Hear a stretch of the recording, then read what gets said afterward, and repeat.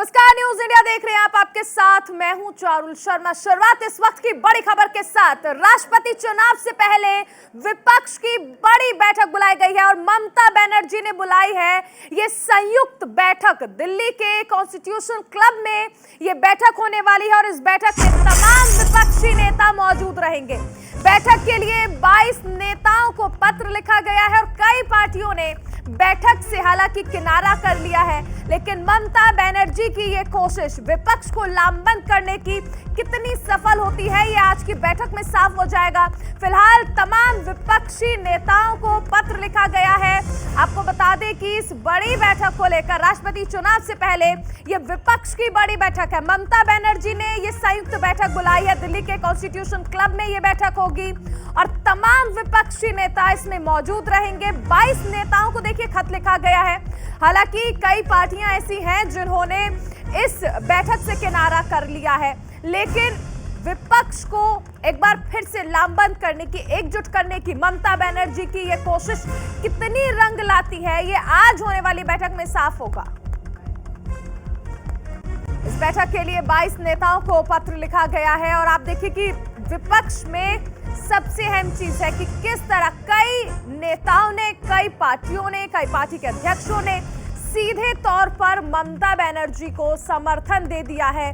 अखिलेश यादव का साफ तौर पर कहना है ममता बनर्जी जो भी फैसला लेंगी, जो भी रणनीति बनाएंगी समाजवादी पार्टी, उसमें समर्थन देगी। हमारे साथ दिल्ली से, माफ कीजिएगा, लखनऊ से शेखर आनंद त्रिवेदी जुड़ रहे हैं। शेखर, अगर हम बात कर ले उत्तर प्रदेश की तो अखिलेश यादव ने पूरा समर्थन दे ही दिया है।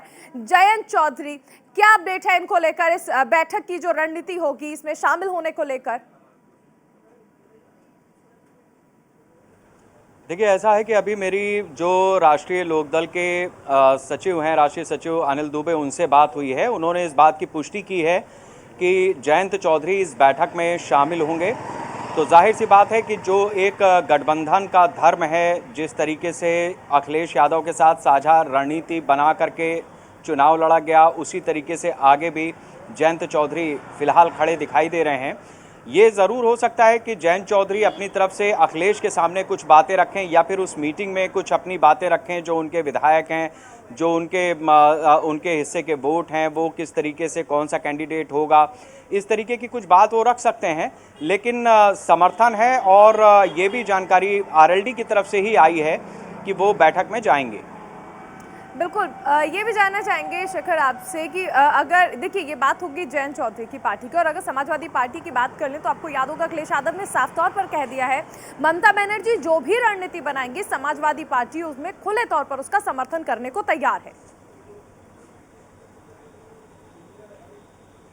देखिए, अखिलेश यादव ने ये बात ज़रूर कही है, ममता बनर्जी रणनीति बनाएंगी, इस बात को लेकर के भी उनका रुख स्पष्ट है। लेकिन ममता बनर्जी इस बात को लेकर के चिंतित हैं कि जो समूचे विपक्ष का रुख है उसको लेकर के उन्हें बड़ी मायूसी सी है, क्योंकि कांग्रेस का अपना एक एजेंडा है, वो ममता बनर्जी के पीछे चलेगी, ऐसा होने वाला नहीं है। शरद पवार से बीते दिन ममता बनर्जी ने ज़रूर मुलाकात की थी। उसमें उनको जिस तरीके शरद पवार ने अपनी उम्मीदवारी की बात को पूरी तरह से खारिज कर दिया है। तो इस लिहाज से जो एक कैंडिडेट कौन होगा राष्ट्रपति चुनाव में, अगर विपक्ष अपना कैंडिडेट उतारता है तो उस चीज़ की संभावना शरद पवार की तरफ से ख़त्म हो गई। रेस्ट ऑफ द पॉलिटिशियंस, अब कौन सा ऐसा चेहरा होगा जो सर्वमान्य हो। फिर ये भी चीज़ है कि कांग्रेस अपनी तरफ से कोई नाम प्रस्तावित करती है या फिर ममता बनर्जी या बाकी का विपक्ष अगर किसी नाम को प्रस्तावित करता है वो उसके साथ में खड़ी होती है। ये सारी चीज़ें देखने वाली होंगी, क्योंकि ममता बनर्जी के पास भी एक लिमिटेड वोट है। राष्ट्रपति चुनाव जीतने के लिए एक एक वोट कीमती होता है, एक एक राज्य कीमती होता है, एमएलए एमपी सबके वोट काउंट होते हैं। तो उस लिहाज से जो ममता बनर्जी की कवायद है वो ठीक है, चुनाव है तो एक तरह की कवायद चलनी चाहिए, वो चल रही है।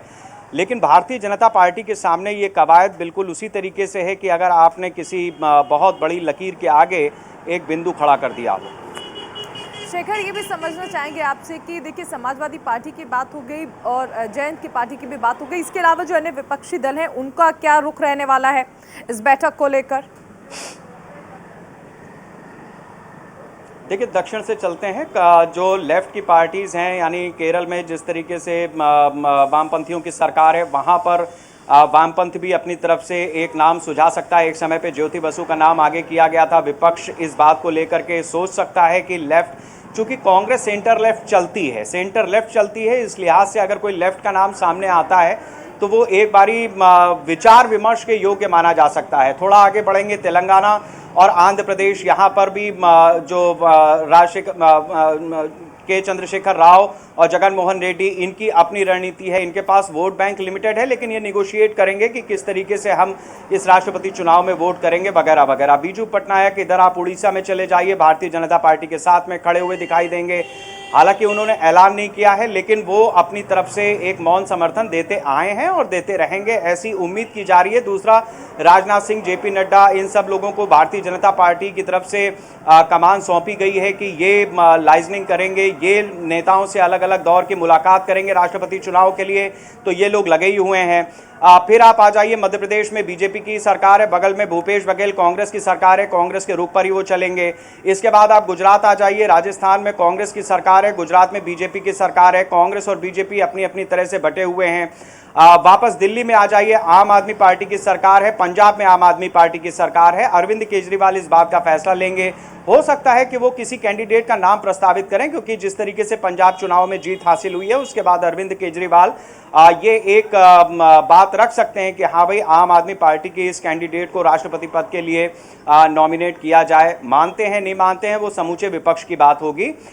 इसके बाद आप चले जाइए झारखंड, वहां पर जेएमएम की सरकार है, कांग्रेस के साथ में मिली जुली।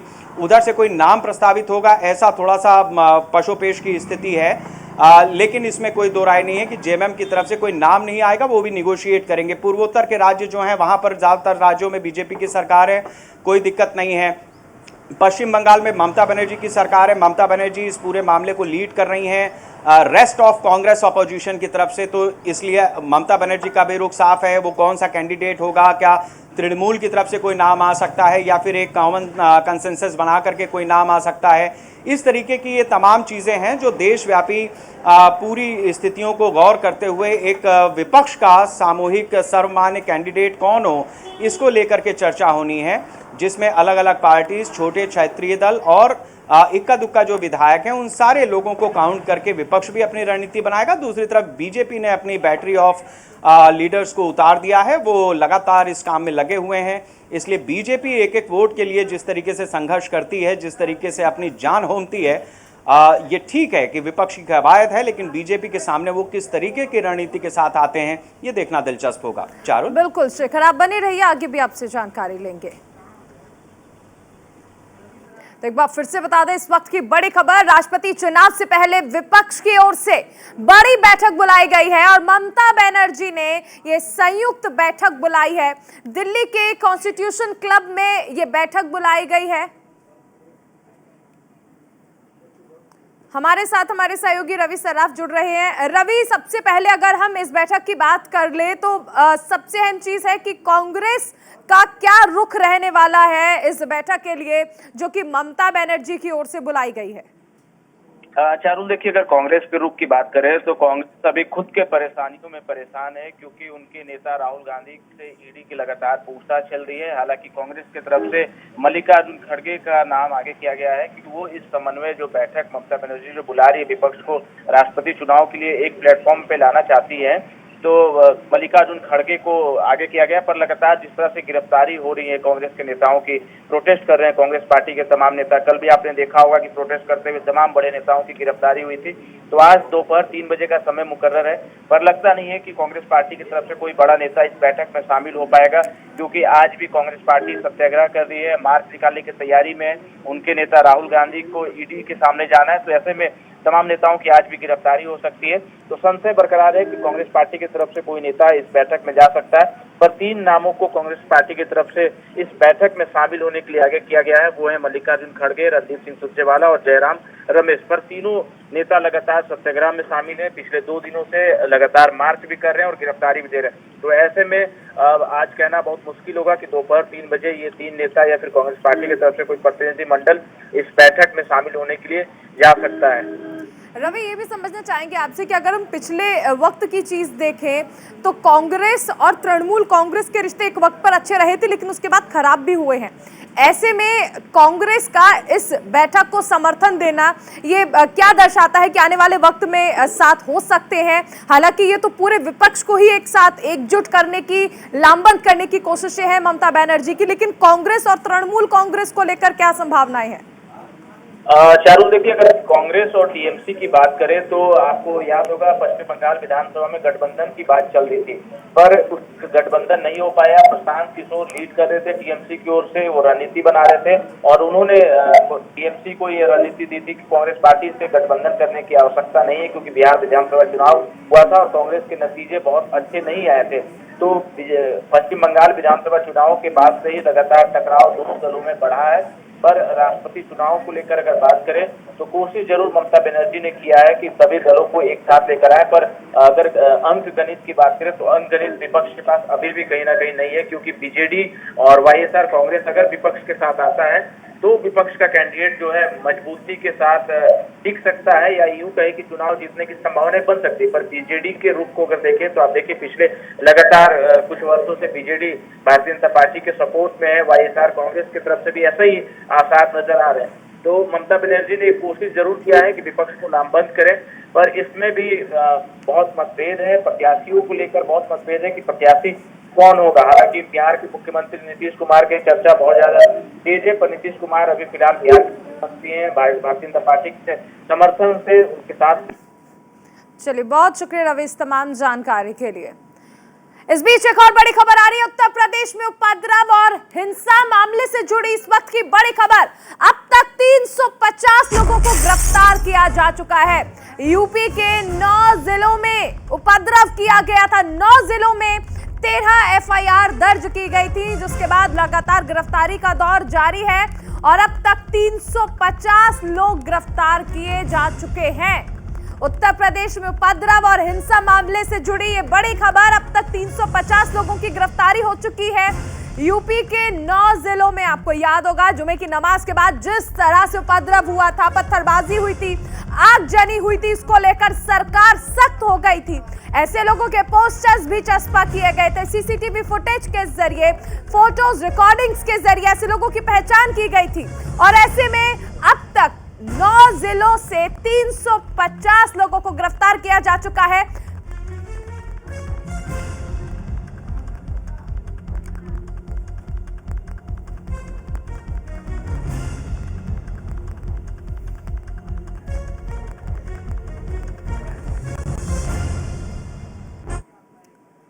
चलिए, अब आपको ग्राफिक्स के जरिए समझाते हैं कि यूपी हिंसा मामले में अब तक क्या क्या कार्रवाई की गई और कहां-कहां ये कार्रवाई अब तक की गई है। चलिए, यहां पर आप देख सकते हैं, मैं आपको ग्राफिक्स के जरिए समझाती हूं यूपी हिंसा में कहां-कहां कार्रवाई हुई है। अब तक 350 लोगों को गिरफ्तार किया जा चुका है। आरोपियों के खिलाफ 13 एफआईआर अब तक दर्ज की जा चुकी है। ये उत्तर प्रदेश में जो हिंसा हुई थी उसको लेकर क्या कार्रवाई हुई है। फिरोजाबाद में अब तक 20 लोग गिरफ्तार हो चुके हैं। एक व्यक्ति पर एफआईआर दर्ज की गई है, माफ कीजिएगा, एक एफआईआर अब तक दर्ज की गई है। अंबेडकर नगर में 41 गिरफ्तारी हो चुकी है और एक एफआईआर यहां पर भी दर्ज की गई है। मुरादाबाद में 40 लोगों की गिरफ्तारी हुई है, एक एफआईआर अब तक इसमें दर्ज की जा चुकी है। ये हम आपको बता रहे हैं कि क्या कार्रवाई की गई है। सहारनपुर से 84 गिरफ्तारियां हो चुकी हैं, 3 एफआईआर यहां पर दर्ज की गई है। प्रयागराज में आप देखिए 92 लोग गिरफ्तार हुए हैं, 3 एफआईआर यहां पर दर्ज की गई हैं। जुमे की नमाज के बाद जिस तरह हिंसा फैली थी, हाथरस में 55 गिरफ्तारी और एक एफआईआर अब तक दर्ज की जा चुकी है।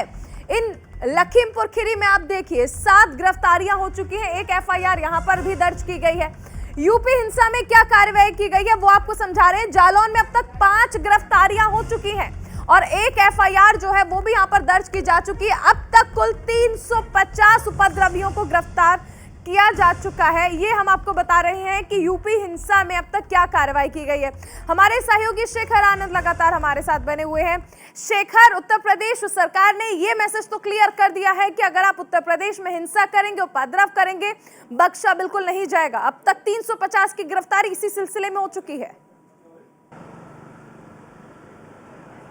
बिल्कुल, गिरफ्तारियों की संख्या यही बता रही है कि आगे भी किसी तरीके की अगर कोई साजिश बुन रहा है तो वो सतर्क हो जाए। जो लोग इन तरह की साजिशों में शामिल होना चाहते हैं या इच्छा रखते हैं या बरगलाने पर मान जाते हैं, उनके लिए भी ये चेतावनी है कि 350 गिरफ्तारियां मामूली नहीं होती हैं। एक एक आदमी को छुड़ाने में पसीने छूट जाएंगे। जिस तरीके से एफआईआर दर्ज की गई है, गैंगस्टर कानून लगाया गया है, जिस तरीके से एनएसए के तहत कार्रवाई हुई है, वो भी ये बताने के लिए काफ़ी है कि सचेत हो जाइए।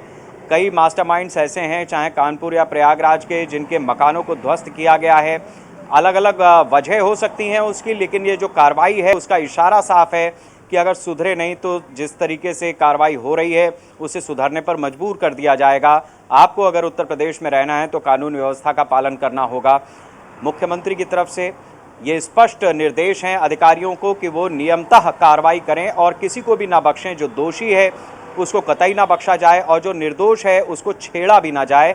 इस तरीके की मुख्यमंत्री की तरफ से बात आई है।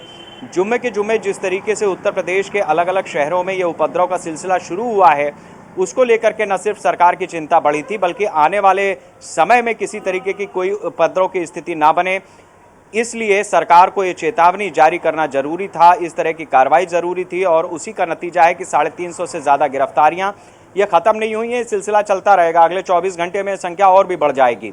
तो इस तरीके की जो स्थिति है वो इन उपद्रवियों को, इनके मास्टरमाइंड्स को, इस तरीके की हरकत करने वालों को ये बताने के लिए काफ़ी है कि उत्तर प्रदेश वो जगह नहीं है जैसी कभी हुआ करती थी। यहाँ कानून व्यवस्था का राज है। 1 ट्रिलियन की इकोनॉमी की तरफ उत्तर प्रदेश बढ़ रहा है। उसके रास्ते में जो भी आएगा वो ध्वस्त कर दिया जाएगा, फिर चाहे वो कोई अवैध निर्माण हो या फिर कोई अराजक तत्व हो। बिल्कुल शेखर, ये भी समझना चाहेंगे आपसे कि देखिए हम आपको याद होगा कि अब से पहले जो जुमे की नमाज हुई थी, उस दिन भी जुम्मा था जिस दिन कानपुर में हिंसा फैली। उसके बाद हमने अगले जुमे को देखा, वहां पर भी लगभग 9 जिलों का हम जिक्र कर रहे हैं। हालांकि छुटपुट हिंसाएं काफ़ी जगह पर हुई थी। राजधानी दिल्ली से इसकी शुरुआत हुई थी। ये जो सिलसिलेवार तरीके से चल रहा है, खासकर जुमे की नमाज के बाद जो हिंसा हो रही है, इसको लेकर अभी देखिए 2 दिन बाद फिर से जुमे की नमाज अदा होनी है। ऐसे में बहुत ज़्यादा ज़रूरी ये है कि इस बार की नमाज से पहले कोई ऐसा संदेश जाए आरोपियों के बीच कि वो किसी भी तरह की हिंसा को अंजाम देने से पहले 100 बार सोचें।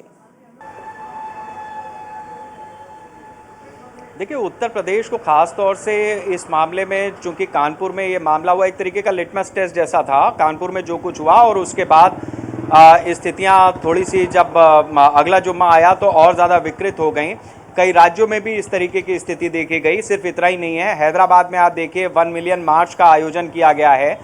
तो राज्य सरकारें जो हैं, अलग अलग राज्यों की कानून व्यवस्था चूंकि उनकी प्राथमिक जिम्मेदारी होती है, इस लिहाज से राज्यों के लिए भी ये चेतावनी है। जिस तरीके की भीड़ इकट्ठा की जा रही है, जिस तरह से, जिस लिए इकट्ठा की जा रही है, इसका कोई एक्सक्यूज़ नहीं है। क्योंकि आपकी तरफ से भी अगर ये कहा जाता है कि जो गैर इस्लामी हैं वो काफिर हैं, तो फिर पूरी बहुसंख्यक आबादी या बहुसंख्यक के अलावा जो बाकी जाति धर्म के लोग हिंदुस्तान में रहते हैं, उन सब की जो आज़ादी है, जो सुरक्षा है, वो खतरे में पड़ जाती है। इसके बाद आपके बहुत सारे लोग ऐसे हैं जो समय समय पर न सिर्फ विवादित टिप्पणियाँ करते हैं, बॉलीवुड में तरह तरह के गाने बनते हैं, बल्कि कुछ पेंटर्स वगैरह ऐसे भी हैं जो न्यूड फोटोग्राफ्स और पेंटिंग्स बना करके और सार्वजनिक करते हैं, फिर देश छोड़ करके भागते भी हैं। तो ऐसी स्थितियां, ऐसा नहीं है कि एक ही दिन में पैदा हो गई हैं और वाइसे वर्षा रिपरकेशन होता है। अब आपका धर्म उस बारे में क्या कहता है वो आप जानिए, लेकिन स्थिति ये है कि कानून व्यवस्था का, संविधान का राज है हिंदुस्तान में, तो उसी के मुताबिक चलना होगा। और पहले उत्तर प्रदेश में पोस्टर वगैरह लगाए गए थे, अब आप देखिए कि पश्चिम बंगाल और झारखंड में भी जो उपद्रवी हैं उनके पोस्टर जारी किए गए हैं। तो ये सरकार के पास कोई ऑप्शन नहीं है, क्योंकि आप एक समुदाय के लिए या एक खास तबके के लिए पूरे प्रदेश को, कानून व्यवस्था को आग में नहीं झोंक सकते हैं। तो ये हर राज्य की जिम्मेदारी है। मेरे ख्याल से जो तेलंगाना में कॉल की गई है या जो केरल में आने वाले समय में प्रदर्शन की बात कही जा रही है, महाराष्ट्र में कही जा रही है, इन सब जगहों पर भी सरकारें चेतेंगी और जो एक्शंस हैं वो पहले ही लिए जाएंगे। कुल मिलाकर कहा जा सकता है कि आरोपियों से निपटने की उत्तर प्रदेश सरकार की जो कोशिशें रही हैं, जो पहल रही है और जो रणनीति रही है, ये ऐसी रही है जो अन्य राज्यों ने भी अपनाई है। चाहे वो बुलडोजर नीति की बात कर लिए, चाहे आप अन्य नीतियों की बात कर लो, पोस्टर्स चस्पा करने की रणनीति जिस तरह आप भी जिक्र कर रहे हैं, कई राज्यों ने इसे अपनाया है। यानी उत्तर प्रदेश ने जो बदलाव देखा है वो अब अन्य राज्य भी अपना रहे हैं, ताकि इस तरह की हिंसा की घटनाएं जो हैं वो कम हो जाएं और कोई भी आरोपी ये ना समझे कि ये प्रदेश उनका है और इसमें हिंसा करने का अधिकार उनका है। नहीं, प्रदेश सबका है, देश भी सबका है, इसमें कोई दो राय नहीं है चारुल, लेकिन जो कानून व्यवस्था है वो भी सबकी है। आपको पत्थर मारने का इजाजत कौन से कानून ने दे दी? आप पत्थर बरसाएंगे, आप 1 लाख लोगों की भीड़ इकट्ठा करेंगे, इसकी इजाजत कहाँ पे मिलती है? आप तरीके से लोकतांत्रिक व्यवस्था के तहत जाके ज्ञापन दिया जाता है, विरोध प्रदर्शन, धरना, कीर्तन, भजन वगैरह वगैरह जो कुछ किया जाता है आप कीजिए, उसमें किसी को कोई दिक्कत नहीं है। सरकारें भी और अधिकारी भी सपोर्ट करते हैं, ज्ञापन लेते हैं आकर के, नहीं होता है तो वो उपवास पर बैठ जाते हैं। ऐसी चीज़ें कीजिए ना, आप किसने रोका है? लेकिन जिस तरीके से आप भीड़ इकट्ठा करके और भीड़ की ताकत दिखाएंगे तो फिर सबसे बड़ी ताकत कानून की है, सबसे बड़ी ताकत संविधान की है, और उसका इस्तेमाल करने के लिए हर राज्य सरकारें, केंद्र और केंद्र सरकार, ये सब अपनी तरह से स्वतंत्र हैं और इसका पालन किया जाएगा, जिसकी उत्तर प्रदेश नज़ीर पेश करता आ रहा है। अच्छा, एक चीज़ और भी है, बीते 30 सालों में ऐसा होता है कि कई बार घर के बच्चे बिगड़ जाते हैं, तो उत्तर प्रदेश के जो बिगड़े हुए हालात हैं और इसको काबू करने के लिए जो सरकार को मशक्कत करनी पड़ रही है और पूरा मामला जिस तरीके से पॉलिटिकल रंग ले रहा है, इसमें वजह भी ये है कि जो पिछला 30 साल है वो पॉलिटिकली लिहाज से उत्तर प्रदेश में थोड़े बच्चे बिगड़ गए, जो नई पीढ़ी है वो बिगड़ गई। अभी उनको सुधारा जा रहा है और 16-17 साल के नए बच्चों को बरगलाया जा रहा है, उस पर भी शिकंजा कसा जा रहा है। पहले गठबंधन की सरकारें हुआ करती थी, वो अपने अपने हिसाब से चलती थी। 2007 से फुल फ्लेजेड गवर्नमेंट आने का सिलसिला शुरू हुआ तो मायावती, फिर अखिलेश यादव, ये पर्टिकुलर जाति और धर्म के हिसाब से राजनीति करते थे, इसलिए खांचों में बटा रहा। 17 के बाद योगी आदित्यनाथ आए, कुछ शक्ति दिखाई, सबका साथ सबका विकास की बात की, लेकिन उससे बात बनी नहीं। अब 2022 देश में कानून का राज जो है वो इसी तरह से बना रहे। बहुत शुक्रिया शेखर इस तमाम जानकारी के लिए।